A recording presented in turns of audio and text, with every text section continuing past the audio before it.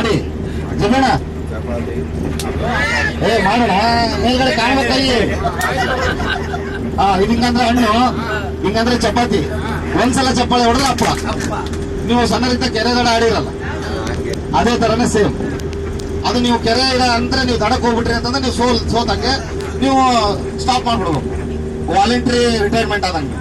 Okay, ಅವ್ರು ಮಾಡಂಗಿಲ್ಲ, ಸುಮ್ ಕೂತ್ಕೋಬೇಕು. ಗೊತ್ತಾತ್ರ ಸರ್? ರೆಡಿನಾ? ಓಕೆ. ಹಂಗೆ ಈಗೊಂದ್ಸಲ ಆಟ ಕೊಟ್ಟು ಲೆಕ್ಕಕ್ಕಿಲ್ಲ ಅಂತಾರಲ್ಲ, ರಿಹರ್ಸಲ್. ಚಪಾತಿ ನೋಡ್ರಿ, ಚಪಾತಿ ಅಂದ್ರೆ ಹಪ್ಪಳ ಹೊಡೋದು.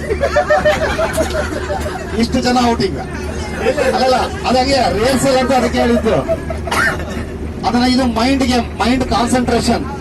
ನಿಮ್ ಬುದ್ಧಿ ಎಷ್ಟು ನಿಮ್ ಕೈಯಲ್ಲಿ ಇದೆ ಅನ್ನೋದನ್ನ ಗೊತ್ತಾಗುತ್ತೆ. ಆದ್ರೆ ಇನ್ನೊಂದ್ಸಲ ರಿಹರ್ಸಲ್. ಓಕೆ, ಹಣ್ಣು, ಚಪಾತಿ, ಹಪ್ಪಳ ಹೊಡೋದ್ರಿ.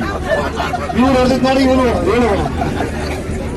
2 ಸಲ ಅಲ್ಲ ಸರ್, ಒಂದ್ಸಲ ಹೊಡೆದ್ರೆ ಹಪ್ಪಳ.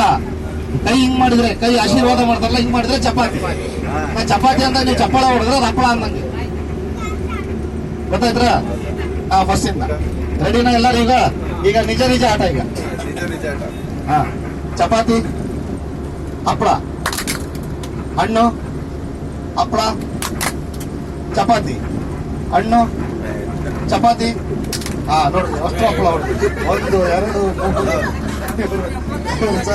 ಸರಿ. ಈಗ ನೀವು 3 ಜನ ಔಟ್ ಆದಂಗೆ. ನೀವು 3 ಜನ ಎಲ್ಲರೂ ನೋಡ್ಕೊತ ನೀವು ಕುತ್ಕೊಂಡ್ಬಿಡೋದು ಸುಮ್ಮನೆ. ಓಕೆನಾ? ಹಂಗೆ ಹಣ್ಣು, ಹಪ್ಪಳ ಹೋಗೋಣ. ಇನ್ನು ಚಪಾತಿಗೆ ಇವರು ಚಪಾತಿಗೆ ಹಪ್ಪಳನೇ ಇಲ್ಲ, ಇನ್ನು ಚಪಾತಿಗೆ ಅದಿಲ್ಲ, ಹಿಂಗೆ ಅದಿಲ್ಲ.